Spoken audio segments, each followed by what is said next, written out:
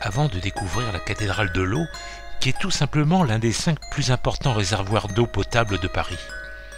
Flânons quelques instants dans le parc de Montsouris, dans le 14e arrondissement de Paris. Et pourquoi ce nom, Montsouris? Il serait issu de moque-souris, tout simplement. Il évoque l'époque où les moulins de la Bièvre dépérissaient et où les lieux n'étaient plus habités que par des rongeurs. Le lieu est aujourd'hui très agréable.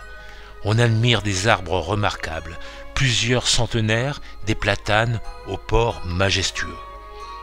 Et vous pouvez voir des ruches décorées par des enfants, et plus de 200 000 abeilles ont élu domicile et produisent 40 kg de miel, que l'on appelle le miel de Montsouris. Quand nous sommes sur l'immense butte de gazon située au 115 rue de la Tombissoire, de la rue de la Reille et la rue Saint-Yves, le réservoir d'eau potable est en dessous de nos pieds. Cet ouvrage recèle en souterrain 2 étages et 4 compartiments. Et il comporte 1800 piliers permettant de soutenir ses nombreuses voûtes et arcades sur les 2 niveaux. D'où le nom de cathédrale d'eau qui renferme plus de 203 000 mètres cubes d'eau potable. Une eau maintenue à 12 degrés. Fermons les yeux et imaginons-nous 80 piscines olympiques. Le réservoir est appelé réservoir de la Vanne, puis de Montrouge. C'est la plus grande réserve d'eau potable de la capitale.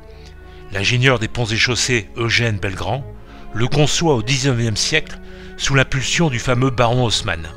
Il s'occupe de purifier l'eau de Paris et d'organiser l'évacuation des eaux sales par les égouts. Il est impossible de visiter ce beau patrimoine. Avant, l'eau était source d'épidémies de choléra dans la première moitié du XIXe siècle. Aujourd'hui, l'eau souterraine conduite par les aqueducs du Loing, de l'Hunin et de la Voulzie arrive dans 2 grandes cuvettes, appelées bâches, dans le lanternon principal, partie visible qui domine le réservoir. Parlons un peu de technique, fort utilement pour comprendre le pourquoi de cette cathédrale d'eau. L'eau jaillit depuis des canalisations verticales appelées tulipes.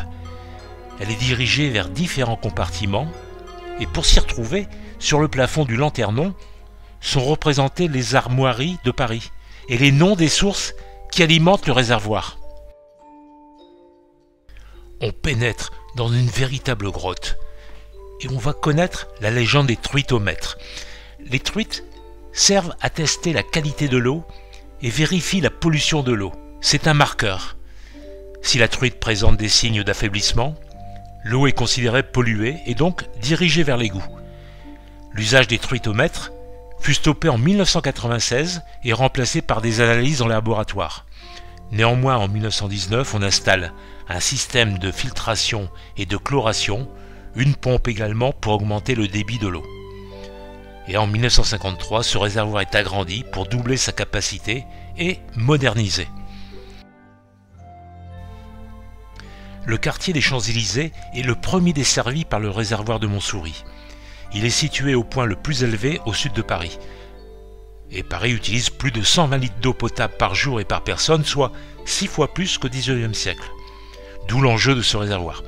Et pour cela, il a fallu beaucoup d'imagination. On se rend à 2 pas du réservoir autour du jardin Marie-Thérèse Auffray, dans les rues de l'Empereur Valentinien et de la rue de la Reille.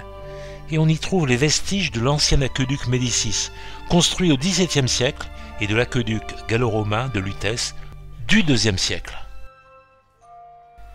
Au-dessus de cette cathédrale d'eau, le parc Montsouris est un havre de paix où les Parisiens et les touristes aiment se retrouver pour un pique-nique, une balade ou un footing.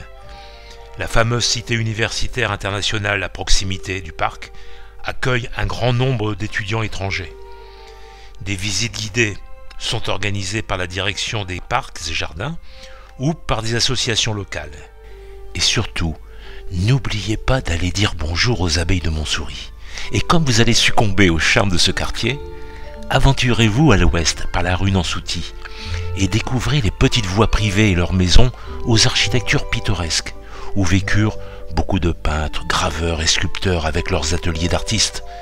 Et à l'est, par la rue Gazan, marquez une pause au numéro 11, là où a vécu Michel Colucci, dit Coluche. Belle découverte et bonne balade.